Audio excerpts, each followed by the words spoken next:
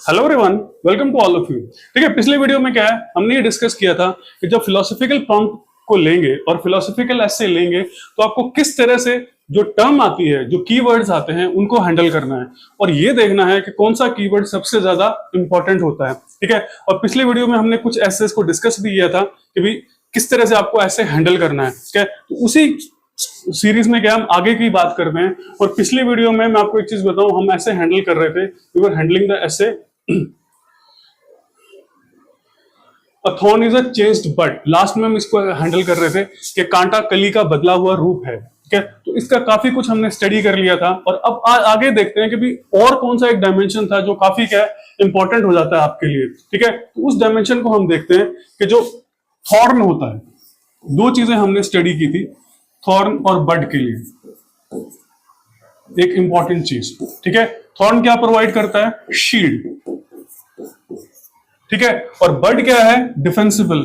क्यों डिफेंसिबल नहीं है? मींस वल्नरेबल है। उसको क्या चाहिए? एक शील्ड चाहिए। शील्ड मींस सिक्योरिटी चाहिए। ठीक है, शील्ड मींस क्या है? सिक्योरिटी चाहिए कि अगर कोई वो इनिशिएटिव लेती है, ठीक है, तो कम से कम उसके पास क्या हो? सिक्योरिटी हो कि उसको डैमेज नहीं होगा, नुकसान नहीं होगा और नहीं होगा।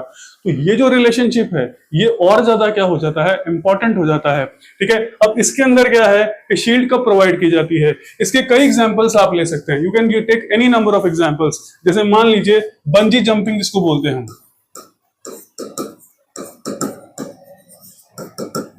ठीक है, आपने बंजी जंपिंग देखा होगा। ठीक है, बंजी जंपिंग जो है वो चीज देखी होगी। ठीक है, और बंजी जंपिंग में क्या होता है? रोप लगा दी जाती है आपके पैरों के साथ में और आप क्या करते हैं? जंप करते हैं फ्रॉम 1000 फीट, 1000 फीट से, 200 फीट से, और आपको कोई भी डर नहीं होता है कि आप नीचे लैंड पे जाके गिरेंगे। ठीक है, तो वो क्या करती है? Means what the shield provide. ये शील्ड क्या प्रोवाइड कर रही है? सिक्योरिटी के साथ में सबसे इंपॉर्टेंट चीज जो प्रोवाइड कर रही है वो यहां पर आपके पास में आती है, रिस्क टेकिंग एबिलिटी।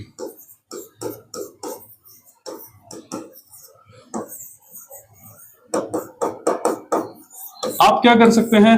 रिस्क ले सकते हैं। जब आपको सिक्योरिटी प्रोवाइड की जाती है, शील्ड प्रोवाइड की जाती है, तो आप क्या कर सकते हैं? उस शील्ड के पैरामीटर्स में, उस शील्ड की पावर से, उस शील्ड की सिक्योरिटी से क्या कर सकते हैं? रिस्क ले सकते हैं। क्या कर सकते हैं? रिस्क ले सकते हैं। आपने एक छोटे से बच्चे को देखा है, ठीक है, जब आप उसे उछालते हैं, ठीक है, उसको ये डर नहीं होता कि वो वापस जमीन पे गिरेगा। उसे पता है ही विल बी कैच्ड, उसे पकड़ लिया जाएगा, उसे चोट नहीं लगने दी जाएगी। तो वही चीज क्या है? थॉर्न प्रोवाइड करता है बड को फॉर इट्स नर्चरिंग। इसको नर्चर करने के लिए क्या करता है? प्रोवाइड करता है। और यही शील्ड क्या होती है? इंपॉर्टेंट होती है फॉर डेवलपमेंट। जब आप रिस्क लेंगे तभी तो आप क्या कर पाएंगे? डेवलपमेंट कर पाएंगे, नए नए इनिशिएटिव्स ले पाएंगे। अगर आप रिस्क ही नहीं लेंगे, ठीक है, रिस्क अवर्स होंगे, स्टेटस को पे डिपेंड करेंगे, ठीक है, तो आप क्या करेंगे? कोई भी नया काम नहीं कर पाएंगे। आपको ठीक है, जो चल रहा है वो चल रहा है, कोई बात नहीं, चलने दो। तो उस वो एटीट्यूड जो है वो क्या करता है? यहां से हट जाता है। जब आपको रिस्क टेकिंग एबिलिटी मिल जाती है, आपको पता है आप गिरेंगे नहीं। ठीक है, अगर आप ऊपर से जंप भी कर रहे हैं तो आप गिरेंगे नहीं, जमीन पर आकर आपको चोट नहीं लगेगी। एक सेफ जोन के अंदर क्या है, आपको वो जो रोप है वो रोक लेगी। ठीक है, वो क्या करेगी? सस्टेन कर लेगी, जिससे आपको चोट नहीं लगेगी। तो इसी को हम क्या कह रहे हैं? रिस्क टेकिंग एबिलिटी थॉर्न और बड के साथ में क्या हो रही है? ये अटैच हो रही है। तो ये कुछ चीजें थी इसके अंदर। और एक चीज और होती है कि थॉर्न जो होता है उसकी एक स्पेशलिटी होती है कि जो रिसोर्सेस होते हैं उसको क्या है? प्रूडेंटली यूज करता है। ठीक है, थॉर्न की खासियत यही होती है, ठीक है, कि थॉर्न क्या करते हैं? रिसोर्सेस को क्या करते हैं? प्रूडेंटली यूज करते हैं। ठीक है, ऐसी कंडीशन में होते हैं कि जहां पर उन्हें रिसोर्सेस को क्या कम से कम यूज करना है और ज्यादा से ज्यादा टाइम तक यूज करना है। तो ये भी एक जो आपका डायमेंशन है वो किसके साथ जुड़ जाता है? बड की नरिशमेंट के साथ में। ठीक है, तो वो बड को क्या है? प्रॉपरली नरिश करते हैं, नरिशमेंट के लिए प्रोवाइड करते हैं कि भी ठीक है, हम आपको क्या प्रॉपर नरिशमेंट, ना तो कम होगा ना ज्यादा होगा, जितना आपको जरूरत होगी उसी हिसाब से क्या करेंगे? हम उसको नरिश करेंगे। ठीक है, तो वही चीज क्या है यहां पर रिलेट करती है। अब यहां देखिए, हमने कोई भी क्या है एनेक्डोट कोई भी कोट या कुछ भी अभी तक नहीं हैंडल किया है, और 2 या 3 जो एसेज हैं वी हैव हैंडल्ड इट। और इसी तरीके से क्या है, जब फिलोसफिकल प्रॉम्प्ट की बात आती है तो फिलोसफिकल प्रॉम्प्ट को आप इसी तरीके से क्या हैंडल करेंगे, क्योंकि अगर आपने स्टार्टिंग में कोई कोट डाल दिया या एनेक्डोट डाल दिया तो एक्चुअल में क्या होगा कि एनेक्डोट क्या करेगा, एक रिस्ट्रिक्टिव एरिया या रिस्ट्रिक्टिव ट्रेजेक्टरी की तरफ क्या है आपको मोड़ देगा। अगर आपने इंट्रोडक्शन में कुछ लिखा और बॉडी के अंदर क्या है आप कुछ और डायमेंशंस को ऐड कर रहे हैं जो इंट्रो से रिलेट ही नहीं करते या कॉन्ट्रेरी टू इंट्रो हैं, तो फिर आपका ऐसे क्या हो जाएगा, आउट ऑफ ट्रैक हो जाएगा। ठीक है, तो वो इंट्रो के अंदर ही आपको सारे पैरामीटर्स, सारे डायरेक्शंस सारे देना बहुत जरूरी है टर्स फॉर्म में, तभी आप उसको बॉडी में क्या कर पाएंगे, एक्सपैंड कर पाएंगे। तो 2 एसेस मोस्टली हमने पढ़ लिए, एक थॉर्न का एसे, थॉर्न एंड बर्ड का, और एक हमने पढ़ा था लीडरशिप ऐसे। अब हम एक और ऐसे पर मूव करते हैं, we will move on one more essay. ठीक है, और ये एक ऐसे आपके पास में आता है, वो आता है a great mind is very beautiful. ठीक है, एक कृतज्ञ मन अति सुंदर होता है। ठीक है, अब यहां पर ध्यान रखिएगा कि ये एक फिलोसॉफिकल प्रॉम्प्ट है। ठीक है, this is a very very philosophical prompt. अब यहां अगर हम नॉर्मल वे में बात करें, क्या नॉर्मल वे में बात करें तो ग्रेटफुल का मतलब ये होता है कि आपकी किसी ने आपकी मदद की और आप उसके लिए क्या है, ग्रेटफुल है। हाँ, तुमने मेरी मदद की तो मैं तुम्हारे लिए ग्रेटफुल हूं। No, this is not right. यहां पर क्या है, ये जो वर्ड है beautiful and grateful, these are philosophically enriched words। क्या है, these are philosophically very very enriched words। अब देखिए बात ये आती है कि सबसे पहले हम बात करते हैं हम ब्यूटीफुल किसको बोलते हैं, who is beautiful। ठीक है, कि ब्यूटीफुल की डेफिनेशन या ब्यूटीफुल का मतलब या ब्यूटीफुल के जो कनोटेशंस होते हैं वो क्या होते हैं। ठीक है, वो क्या होते हैं ब्यूटीफुल के कनोटेशंस। ठीक है, तो ब्यूटीफुल को जनरली अगर हम देखें, कोई अच्छा व्यक्ति,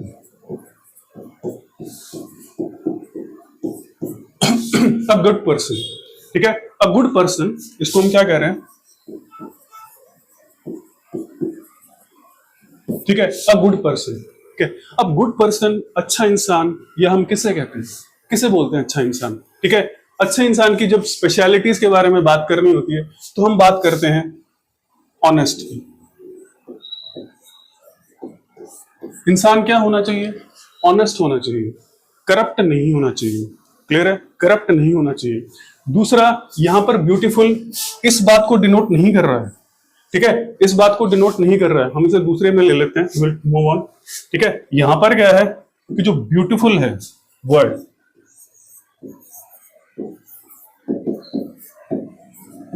इस बात को डिनोट नहीं कर रहा है कि कोई चीज कितनी ऑर्नामेंटेड है। ठीक है, कितनी ऑर्नामेंटेड है, कितने उस पे क्या ऑर्नामेंट्स किए हुए हैं, मींस उसके ऊपर कॉस्मेटिक कितना किया गया। ठीक है, मींस अगर हिंदी में देखें तो उसे सजाया धजाया कितना गया है।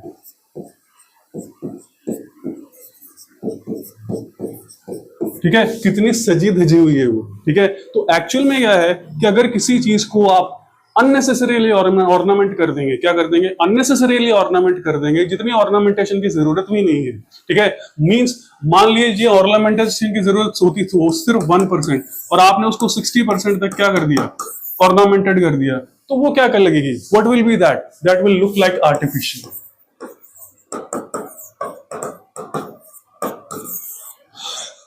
मीन्स ब्यूटीफुल कौन होता है, who is beautiful.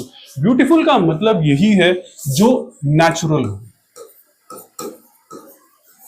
Point number 1, जो क्या है, नेचुरल हो, जो उसमें नेचुरलिटी है। ठीक है, स्वाभाविकता जिसे हम कहते हैं, वो जब कोई शो करता है तो हम कहते हैं कि हाँ ही इज ब्यूटीफुल, वो अच्छा व्यक्ति है। ठीक है, और मीन्स यहां पर क्या है, किसी भी तरीके की हिपोक्रेसी नहीं होनी चाहिए।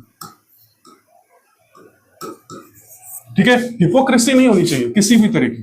ठीक है, दिखावा नहीं होना चाहिए। मींस आप रियलिटी में तो कुछ हैं, क्या है, रियलिटी में तो आप कुछ हैं और दिखा आप क्या कर रहे हैं, कुछ रहे हैं कि मेरे पास पता नहीं क्या क्या है। तो उस इंसान को क्या है, उस इंसान की क्या है, वैल्यू गिर जाती है। ठीक है, और वैल्यूज आर मोस्ट इंपॉर्टेंट। और ये चीज आप एथिक्स में क्या है बहुत अच्छी तरह से पढ़ते हैं कि वैल्यूज आर मोस्ट इंपॉर्टेंट, ठीक है। तो वैल्यूज आर मोस्ट इंपॉर्टेंट। और यहां पर नेचुरल व्यक्ति कौन होगा, हु विल बी नेचुरल। यहां पर क्या है, जब हमने हिपोक्रेसी की बात की तो हमने यहां ये नहीं कहा है a person who is fashion सेवी, ठीक है, जिसको बहुत ज्यादा फैशन करता है, क्या है? जो क्या है बहुत ज्यादा फैशन करता है, ठीक है। रिलेटिवली करे कोई प्रॉब्लम नहीं है, जितनी जरूरत हो कोई प्रॉब्लम नहीं है, एज पर उसकी नेचर, उसकी प्रकृति और उसका जो भी चीज होती है। बट अगर वो जरूरत से ज्यादा ऑर्नामेंटेड लग रहा है, जरूरत से ज्यादा सजा धजा लग रहा है, जितनी जरूरत नहीं है, मीन्स कंप्लीटली आर्टिफिशियल हो गया, तो हम उसे क्या है ब्यूटीफुल कभी भी नहीं कहेंगे। That will not be to regarded as beautiful. एक ऑनेस्ट जो ऑफिसर होगा या ऑनेस्ट व्यक्ति होगा, वैल्यू उसी की होगी, एक करप्ट की कभी भी वैल्यू नहीं होगी। There will be no value of a corrupt person. जो करप्ट है उसकी कभी भी वैल्यू नहीं होती है, ठीक है। मींस जो रियल नहीं है, प्रिटेंड कुछ और कर रहा है, होता कुछ और है, ठीक है। और रियलिटी में जब उसको करना होता है वो कुछ और करता है और दिखावा किसी और चीज का करता है, तो वो चीज ब्यूटीफुल नहीं है। That is not beautiful. This is the sole meaning of this word. अब इसके अंदर आपके पास में कितने तरह के डायमेंशंस आ जाते हैं, ठीक है। वन इज और नॉट ऑर्नामेंटेड। ऑर्नामेंटेड का मतलब क्या हो गया, जो हिपोक्रेसी नहीं दिखा रहा है, who is not an hypocrite. जो क्या कर रहा है बिल्कुल सिंपल है और है, जिसे किसी चीज की लाग लपेट नहीं है, जिसे हम हिंदी में कहते हैं ना किसी चीज की लाग लपेट नहीं है, उसे कुछ नहीं चाहिए, ही हैज समथिंग, जो उसको जरूरत है या जो उसके पास है उससे वो सेटिस्फाइड है। अब यहाँ पर एक इंपॉर्टेंट चीज हो जाती है, एक तो वर्ड आता है सेटिस्फाइड और एक वर्ड आता है सैचुरेटेड, ठीक है। दो इंपॉर्टेंट वर्ड्स होते हैं। अब सेटिस्फाइड का मतलब ये होता है कि भाई मजबूरी है आपकी, जब मिलेगा तो सेटिस्फाइड होना पड़ेगा, नहीं मिलेगा तो क्या करोगे, लड़ोगे किससे, किसी से क्या लड़ोगे, आपके पास जब अवेलेबिलिटी नहीं है तो आप क्या करोगे। सैचुरेटेड का मतलब ये होता है कि जितना ग्लास, कोई भी ग्लास है, अगर वो सैचुरेटेड है मींस व्हाट, वो ऊपर तक भरा हुआ है, ठीक है, उसे और चीज की जरूरत नहीं है। The glass is already full. If this is the point is saturation, कि सैचुरेशन आ चुका है, उससे ज्यादा की जरूरत उसको नहीं है, ठीक है। मींस वो ऐसे पॉइंट पे आ चुका है जब आप उसे कुछ देंगे भी तो उसको कोई फर्क पड़ने वाला नहीं है, ठीक है। उसको क्या कोई फर्क पड़ने वाला नहीं है, अगर उससे ले भी लेंगे तो उसको कोई फर्क पड़ने वाला नहीं है। This is attend a saturation point, ठीक है। मतलब यहां पर सैचुरेशन हम फिलोसॉफिकल वर्ड में ले रहे हैं, we are taking it philosophical. Saturated, satisfied का मतलब ये है कि कंडीशन रिलेटेड, ठीक है, उसकी कंडीशन से रिलेट कर रहा है, सर्कमस्टेंसेस से रिलेट कर रहा है। सर्कमस्टेंसेस क्या कर रही है, उसको सेटिस्फाई होने पे मजबूर कर रही है, ठीक है। अगर उसको और मौका मिलता है या और चीजें मिलती तो और के पीछे भागता। तो ये चीज हो गई, this is related to what, beautiful. Beautiful क्या है, दिस इज ब्यूटीफुल मींस यहां पर एक चीज और लिख सकते हैं कि वो क्या है, हेडलाइन हंटर नहीं है, ठीक है। उसको क्या है, लोगों की चहल पहल नहीं चाहिए। उसको लोगों की चहल पहल नहीं चाहिए, ठीक है। ये नहीं चाहिए कि लोग उसके पीछे भागते फिरें और वो लोगों को ज्ञान देता हो, प्रवचन देता हो, ऐसा नहीं चाहिए उसे, ठीक है। उसे पता है कि उसके पास ज्ञान है, अगर लोगों को जरूरत होगी तो लोग ज्ञान लेने आएंगे, समझने आएंगे, विजडम लेने आएंगे। अगर लोगों को जरूरत नहीं होगी तो विजडम लेने नहीं आएंगे। और कुछ ऐसे के होते हैं, हेडलाइन हंटर्स होते हैं, जो जरूरत से ज्यादा क्या है आगे बढ़ बढ़ के बातें करते हैं कि इस तरह से काम करिए, इस तरह से करिए, इस तरह। वो शांत रहता है, बिल्कुल स्थिर रहता है, उसको किसी चीज से कोई मतलब नहीं है। मीन्स अगर जॉय है तो उसको ज्यादा फर्क नहीं पड़ता, सॉरो है या सैडनेस है तो उसको फर्क नहीं पड़ता, ठीक है। वो स्टिल रहता है, क्या ऑलमोस्ट क्या स्टिल रहता है। अगर फर्क पड़ता भी है तो इतना कम फर्क पड़ता है कि वो प्रिटेंड नहीं होता, ठीक है। क्या है, वो प्रिटेंड नहीं होता। मींस हार में भी वो जीत महसूस करता है और जीत में भी उसको हार महसूस होती है। तो दोनों चीजें क्या है उसके साथ चलती रहती हैं। ऐसा नहीं है कि जीतने के बाद वो बहुत ज्यादा उछलना शुरू कर देता है, ठीक है, और हारने के बाद बिल्कुल कोप भवन में चला जाता है, ऐसा नहीं होता। तो ये चीज यहाँ पर आती है और यही टर्म जो होती है वो रिलेट करती है आपके किसके साथ में, वो रिलेट करती है ग्रेटफुल के साथ में, ठीक है। ग्रेटफुल, ठीक है। ग्रेटफुल का मतलब ये, अब यहां पर जो ग्रेटफुल है वो इस ब्यूटीफुल से रिलेटेड है। क्या इस ब्यूटीफुल से रिलेटेड है। अगर कोई व्यक्ति सैचुरेटेड है, ठीक है, जो हेडलाइन हंटर नहीं है, जिसको दिखावे की जरूरत नहीं है, ठीक है, और जिसको ऑर्नामेंटेशन की जरूरत नहीं है, जो नेचुरल है अपने आप में और नेचुरली क्या है सारे काम करता है, तो वो क्या करेगा, उसके पास जो कुछ भी होगा, ठीक है, वो उसके लिए ग्रेटफुल रहेगा, चाहे वो उसको नेचर से मिला हो, ठीक है, चाहे उसको फ्रेंड्स से मिला हो, चाहे उसको पीयर से मिला हो, चाहे उसको फैमिली से मिला हो, कहीं से भी कोई चीज मिली हो उसको, वो हर चीज के लिए क्या रहेगा, ग्रेटफुल रहेगा। ग्रेटफुल मीन्स वो हमेशा पॉजिटिव रहेगा, ठीक है, वो क्या करेगा, कोई भी नेगेटिव सोच नहीं रखेगा, वो हर चीज में क्या करता है, पॉजिटिव चीजें देखता है, क्या करता है, पॉजिटिव चीजें देखता है। तो that is what this grateful mind means, ठीक है। तो वही क्या है, जो अच्छाई देखेगा, क्या है, सकारात्मक पक्ष देखेगा, जिसको पॉजिटिव वे में कहते हैं, वो देखेगा, उसी को तो हम क्या कहते हैं, अच्छा व्यक्ति कहते हैं, ठीक है। लेकिन ये चीज भी वो क्या है, किसी दिखावे के लिए या इसके लिए नहीं कर रहा है कि उसको प्रेज मिले, उसको ये मिले कि हाँ उसको बहुत ज्यादा लोगों ने पसंद करना शुरू कर दिया, नहीं, that is also his natural instinct, वो उसकी प्रकृति का हिस्सा होगा, that will be part of his nature, उसकी नेचर का हिस्सा होगा।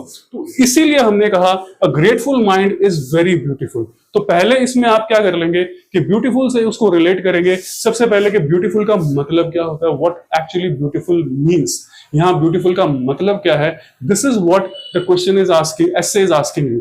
फिर दोनों चीजों को आप क्या है, रिलेट कर लेते हैं माइंड। अब माइंड यहां पर क्या है कि माइंड यहां पर क्या डिपेंड कर रहा है कि आपका माइंड एंड सोल बोथ,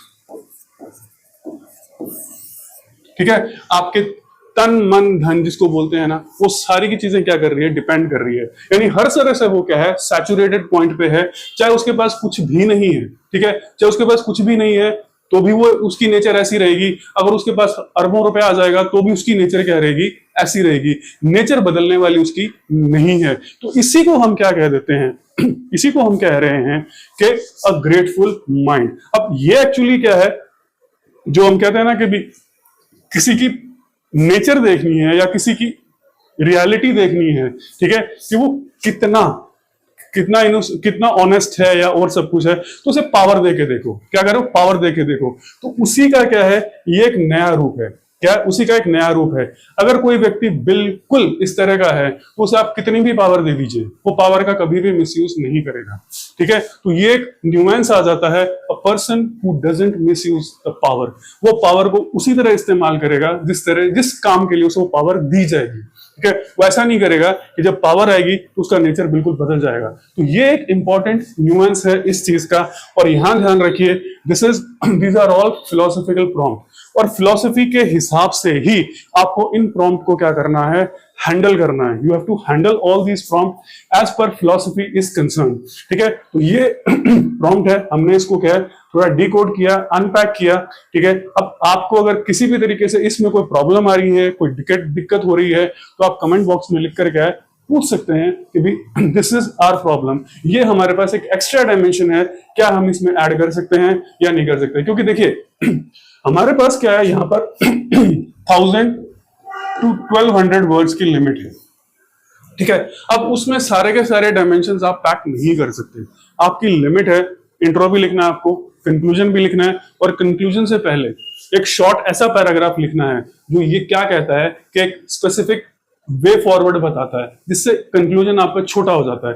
तो आपके पास जो डायमेंशंस का या पैराग्राफ्स का जो बचता है, वो बचता है मैक्सिमम चार पैराग्राफ्स आप लिख सकते हैं। तो उसमें कौन सी डायमेंशंस आप यूज कर रहे हैं, ये क्या हो जाती है, इंपॉर्टेंट हो जाती है। तो उसी बेसिस पर आपको चीज करनी है, क्योंकि इन दोनों वर्ड्स को क्या है, हल्का सा आपको इंट्रोडक्शन में डालना है, फिर इनको डिफाइन करना है, और इन्हीं दो चीजों के ऊपर आपका पूरा का पूरा एस्से क्या हो जाएगा, डिपेंड कर जाएगा। और इन्हीं दो चीजों पर आपको क्या है, एस्से लिखना है। और हमने यहाँ ये लिखा है कि हमने कोई भी कोट अभी तक यूज नहीं किया है। कोट को अगर लिया भी है तो बाद में लिया है, जैसे करप्ट माइंड की बात हमने कर रहे थे, तो कोट हमने नहीं लिया। अगर हम कोट स्टार्टिंग में ले लेते तो कोट हमें क्या कर देता, रिस्ट्रिक्ट कर देता, एक स्पेसिफिक ट्रेजेक्टरी की तरफ क्या कर देता, रिस्ट्रिक्ट कर देता। ठीक है, तो अब हम चलते हैं एक नए एस्से की तरफ। Okay, let's move towards a new essay. एक नया ऐसे प्रॉम्प्ट देखते हैं जो क्या कहता है कि nature is the symbol of spirit. Nature is the symbol of spirit. ठीक है, हम सिर्फ इसको हल्का सा टच करेंगे, ठीक है, और जो डिटेल्स होगी वो नेक्स्ट वीडियो में करेंगे। आप इसको अच्छी तरीके से सोचिएगा कि आप किस किस डायमेंशंस में क्या कर सकते हैं, सोच सकते हैं। Nature is the symbol of the spirit. प्रकृति ही जीवात्मा का प्रतीक है। ठीक है, अब यहां पर ध्यान रखिएगा, we will go with keywords. अब वर्ड्स कौन से हैं? नेचर यानी प्रकृति, ठीक है, स्पिरिट यानी जीवात्मा, और सिंबल यानी प्रतीक। तो हम इसे ले लेते हैं।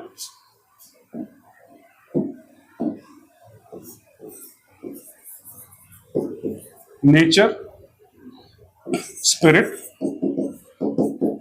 And symbol.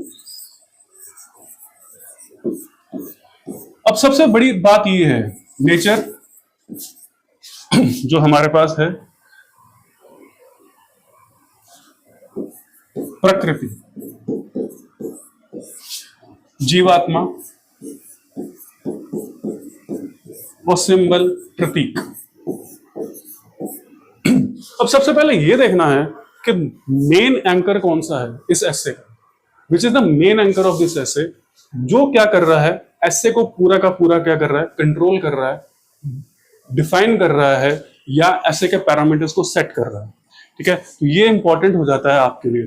अब डायरेक्टली अगर हम देखें इस एसे को, क्या करें, अगर सीधे तौर पर हम इस एसे को देखें तो यहां पर क्या चीज आ जाती है? नेचर क्या है? बायोलॉजी।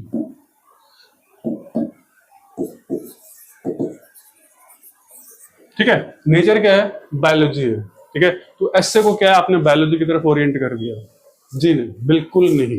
ठीक है, आपको ये बिल्कुल भी नहीं करना है। इसे मैंने आपको साफ तौर पे बताया, this is a philosophical prompt. हम सिर्फ और सिर्फ इनके एक बार मीनिंग्स को लेंगे, ठीक है, और फिर उसके बाद ये देखेंगे कि ये मीनिंग्स कितने डाइवर्सिफाई हो सकते हैं, किस लेंथ तक और किस डेप्थ तक क्या है ये मूव कर सकते हैं, ये जा सकते हैं। ठीक है, तो यहां पर आप हमेशा ध्यान रखिएगा कि दिस इज वेरी इंपॉर्टेंट कि इसके अंदर जो मेन कंट्रोलिंग जो कीवर्ड है वो है सिंबल। ये दोनों को क्या कर रहा है, what it is doing, it is actually linking both of them. ठीक है, यहां पर क्या है, ये दोनों को क्या कर रहा है, लिंक कर रहा है। किसको? स्पिरिट को लिंक कर रहा है नेचर के साथ।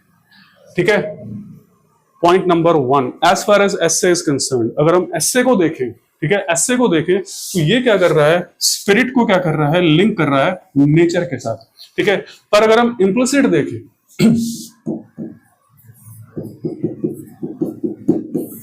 क्लियर, ये तो हो गया explicit thing. Nature is the symbol of the spirit, means nature क्या है, इसका प्रतीक है। मींस ये किसको रिलेट कर रहा है, नेचर को, स्पिरिट को किससे रिलेट कर रहा है, नेचर से रिलेट कर रहा है। पर इम्प्लिसिटली अगर हम देखें तो दोनों एक दूसरे को क्या करते हैं,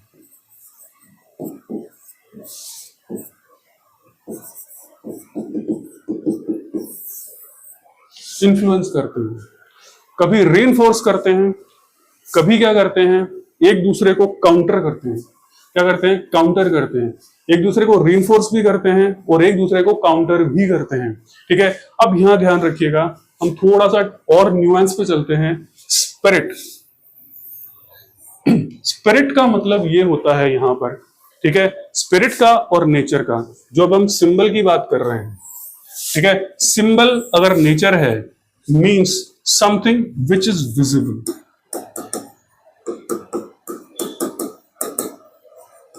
क्लियर, जो चीज हमें दिखाई दे रही है, क्लियर है, वो तो क्या होगी, नेचर, क्योंकि सिंबल है। क्लियर, किसका सिंबल है? स्पिरिट का सिंबल क्या है? नेचर है, जो हमें दिखाई दे रहा है, which is visible to us. ठीक है, तो ये तो हो गया नेचर। ठीक है, और स्पिरिट क्या है? द इनविजिबल फाउंडेशन और the real investment। अब ये इन्वेस्टमेंट किसी भी तरह का हो सकता है, ठीक है, किसी भी तरह का हो सकता है। मीन्स क्या है कि नेचर क्या है, अगर हम इसे इस तरह से लें, ठीक है, कि नेचर तो क्या है, एक बिल्डिंग है जो हमें दिखाई दे रही है, क्या है, जो हमें दिख रही है, कि जो सामने दिख रही है वो नेचर है। मीन्स सिंबल हमारे सामने ये सिंबल आ गया, we have got the symbol, ये दिखावा प्रतीक है इसका, ठीक है। और स्पिरिट क्या है, द वेरी पावरफुल फाउंडेशन,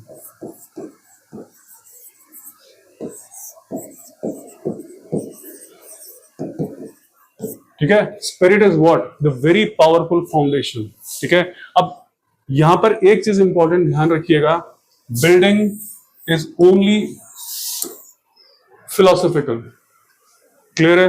इस बिल्डिंग का मतलब ये नहीं है जो बिल्डिंग्स हम देखते हैं, ये किसी भी तरह की हो सकती है। इट मीन्स रियल आउटकम, जो वास्तव में प्रदर्शित होती है, द रियल आउटकम, ठीक है।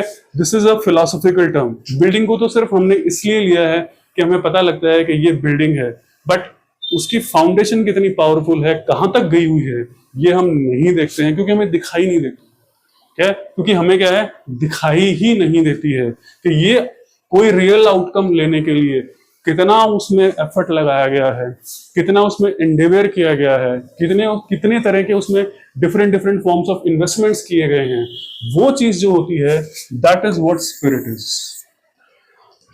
That is what spirit is. और इसी को कहा गया है कि spirit is, nature is the spirit of symbol. Means spirit is actually articulating itself, यानी स्पिरिट जो है वो अपने आप को, अपनी कैरेक्टरिस्टिक्स को, अपनी योग्यताओं को, अपनी ताकत को, अपनी शक्ति को किस फॉर्म में प्रदर्शित कर रही है, नेचर की फॉर्म में, ठीक है। यानी वो प्रकृति में कैसे आई, नेचर की फॉर्म में क्या कर रही है, प्रदर्शित कर रही है। इसी को बोल दिया हमने spirit.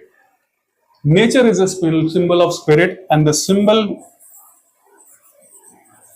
is the main connecting word, the most important word of this prompt, philosophical prompt। तो यहां ध्यान रखिएगा, हमने इसको भी यहीं तक रखा है, we have done this much only, क्योंकि हमें क्या है, फिलोसॉफिकली काम करना है। जब फिलोसॉफिकल प्रॉम्प्ट आएगा तो हम उसको फिलोसॉफिकली ही क्या करेंगे, हैंडल करेंगे। हम ये नहीं देखेंगे कि हमने उसको बायोलॉजी में डाला है या इकोनॉमी में डाला है या और किया है। हमने सिर्फ ये किया है कि एक वर्ड को लिया है, उस वर्ड का बेस मतलब निकाला है और उस वर्ड्स को, उस मतलब को वहां से हटा दिया, और फिर हमने क्या किया, उसको फिलोसॉफिकली इनरिच कर दिया कि किन किन डायमेंशंस पे हम इसे क्या कर सकते हैं, काम कर सकते हैं।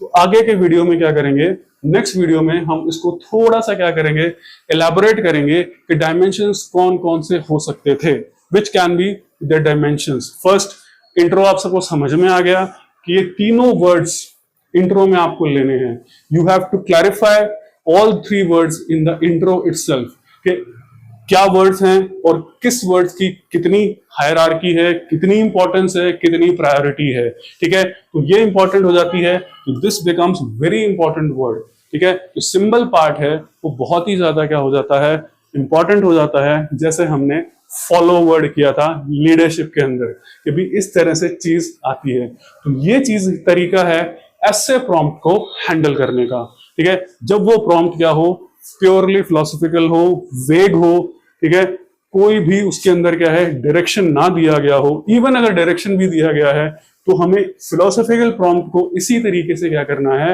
हैंडल करना है। अगर डायरेक्शन भी दे रखा है तो अभी आप इसी तरीके से चीज को क्या करेंगे, हैंडल करेंगे, और इसी तरीके से ऐसे को क्या करेंगे, देखेंगे। तभी आप रियलिटी में जो ऐसे होगा उसको लिख पाएंगे as the requirement of UPSC, ठीक है। तो आज के वीडियो में हमने ये चीजें क्या है, स्टडी की।